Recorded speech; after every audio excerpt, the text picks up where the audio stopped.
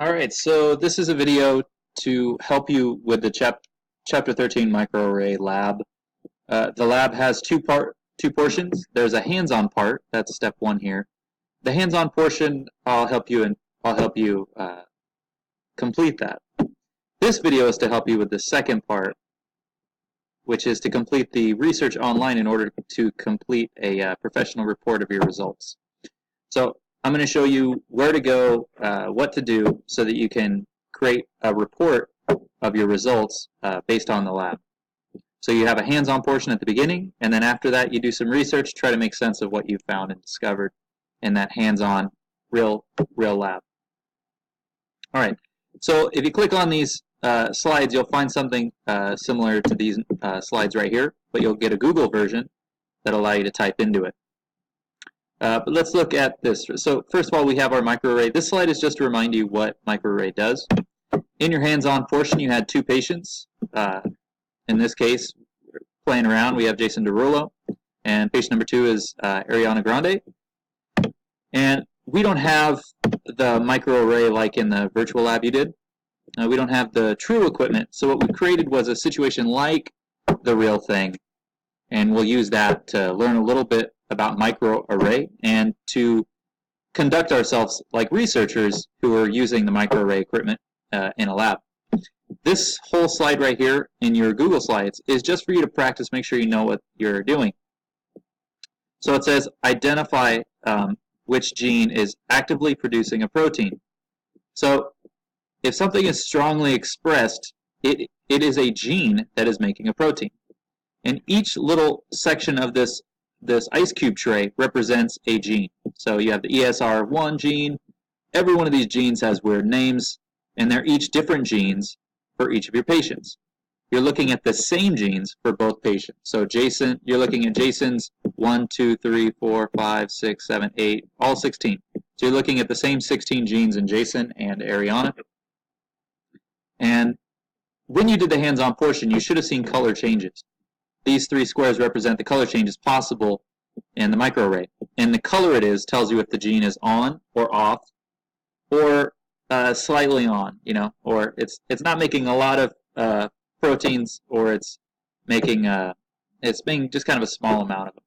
So if it is dark pink, that means that that gene is making a lot of protein, and you give it a plus sign. So that means we say plus. It doesn't mean that it's good. We're just using a plus sign because we needed a symbol. So the gene that's strongly expressed is this one right here because it's dark pink. So that's where you would respond right here. And again, in your Google Notes, you can respond down in the notes section too. You could say 1, the gene active equal, right? Oh, there you go.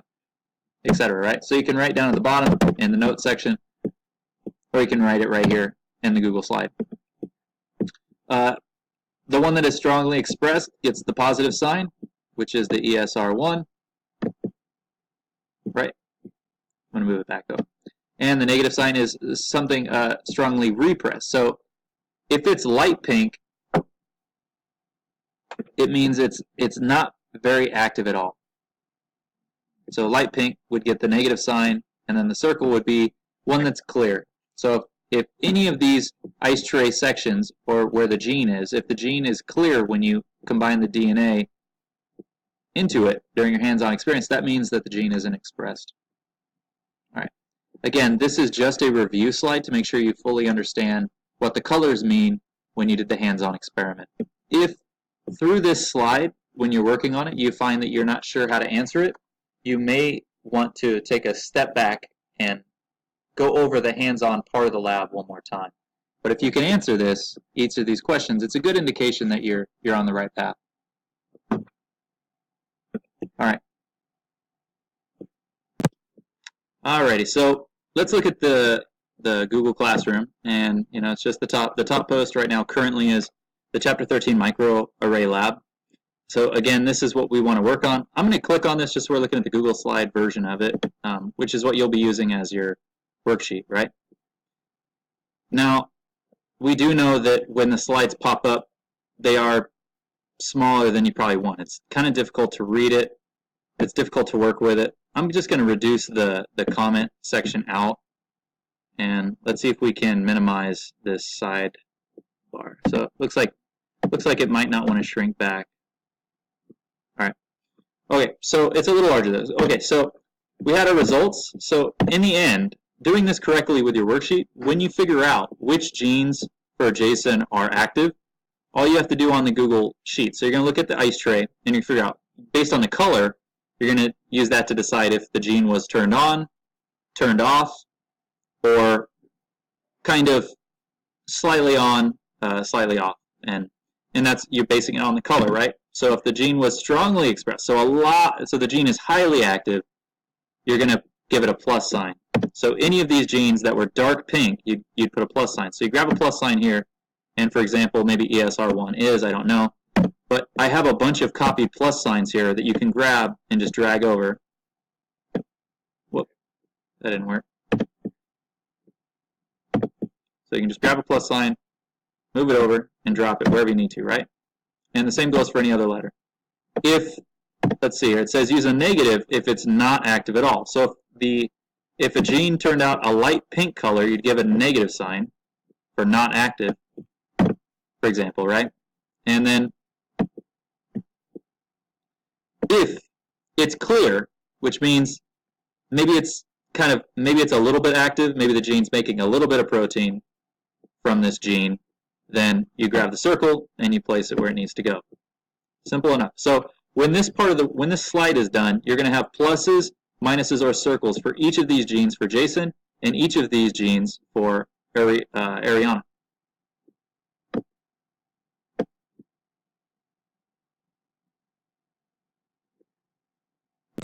And again, you're deciding to put pluses, minuses, or zeros for each of these genes, the same 16 for her and him, based on the color. Again, if it's dark pink, you're going to give it a plus sign. If you found out if it was kind of light pink, it's kind of a little bit active, the gene is, so you give it a minus sign. And if you don't see any color change, it's completely clear as possible, you give it a circle on this page, this worksheet. So this is the first page on the Google Slides that really kind of reflect your hands-on work. So you're putting the plus, minus, and zeros just based on the hands-on part. So you look at the ice tray, and then you put the plus, minus, or zeros as you need to. All right, moving on from that, let's look at next slide. So the next slide has us going and starting our research. So you have some results, but what we need to do is do some research to kind of make sense of this whole process. We need to make sense of what it means for genes to be active or inactive. We need to just better learn kind of the genetic basis for certain diseases. The disease with the patients is this idea of skin cancer. So there's a genetic relationship apparently with skin cancer, or we're going to at least find out what that might be, what that looks like. So the first step in research is researching how, in this example, breast cancer is connected to the idea of your genetics and maybe genes on or off. Terms to focus on for this will be the word mutation, the BRCA gene, this idea of cell division, and tumors. So you're going to go to this site, and then you're going to kind of come up with 4 facts that hit on some of these ideas here. So there's 4 ideas here, 4 facts. So let's look at this. So this is going to be the Learn Genetics site. So it didn't say that, but just hear me out on the video. Go to learngenetics.utah.edu, and we're going to look for multifactorial disorders, the Genetic Science Learning Center. So let's see if we can find that.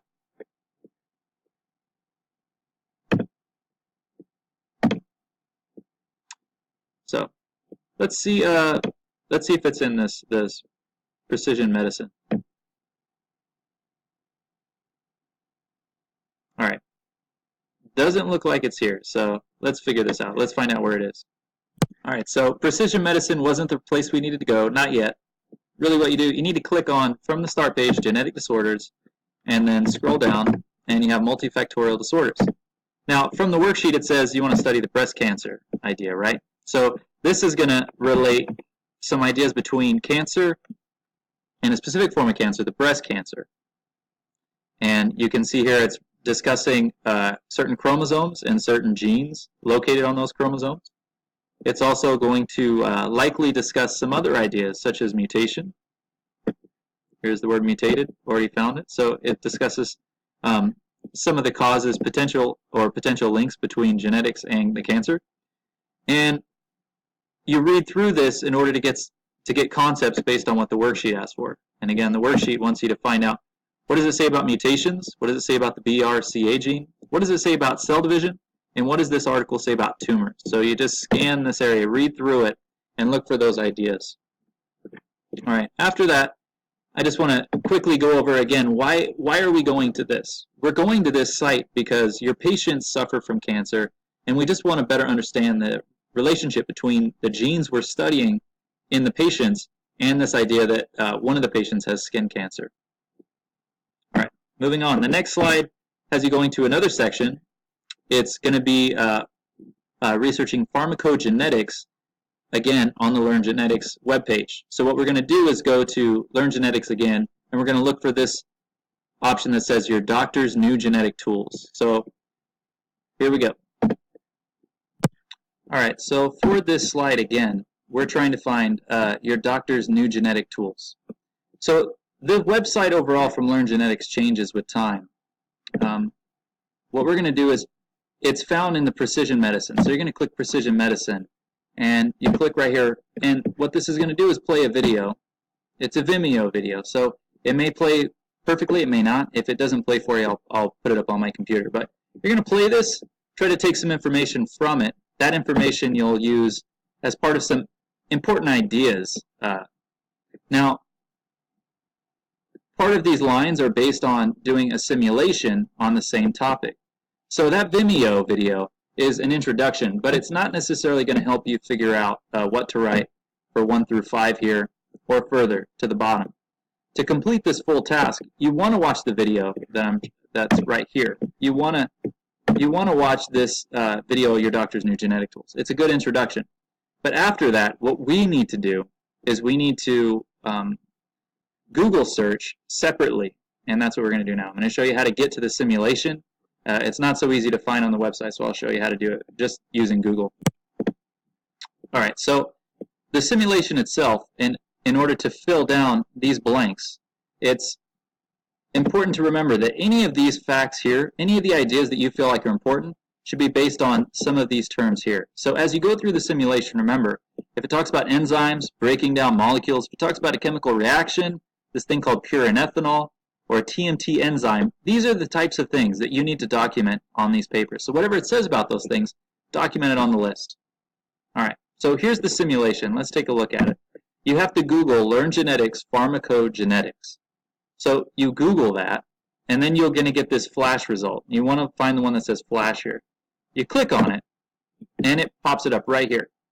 And with a lot of our virtual labs and simulations, it's going to walk you through the whole process. So it's interactive. And so going through this whole process, you can hit back and forward, and it takes you through a girl with cancer and her treatments. And again, as you explore, as you move forward, think about the worksheet. The worksheet wants you to think about and write ideas on TMT enzyme, purine ethanol, any kind of breaking down of molecules or reactions, and this idea of enzymes and proteins. If you have filled this whole thing out and find that you haven't discussed one of these topics, you need to add a line or pick and choose what you want to keep in order to cover these important topics here from the simulation. After that, just based on your experiences, you should be able to connect an individual's TPMT enzyme to this idea of gene expression. So go through the simulation and try to find a connection between the enzyme amount the person has and their gene expression. After that, and through the simulation, you're going to summarize how the purine ethanol drug might be dangerous for some people. That's all in the simulation. In your explanation, you should be able to use these terms here to explain. If the simulation doesn't provide you with enough information, of course, just ask and follow up. All right, this slide, don't be intimidated by it. What this is 1, 2, 3, 4, 5, 6, 7 different drugs that you may want to recommend for your patient. And this is where we go away from Learn Genetics, and we're going to look at the trays again and what you gave for pluses, minuses, and negatives. And so here, you're going to have pluses and minuses and negatives or zeros for all these genes. And you have to decide what medicine to give your patient, and you want to give them the right medicine. So you have to look at each of these, and if you study this and it says And this tells you if you can give it to them or not based on how their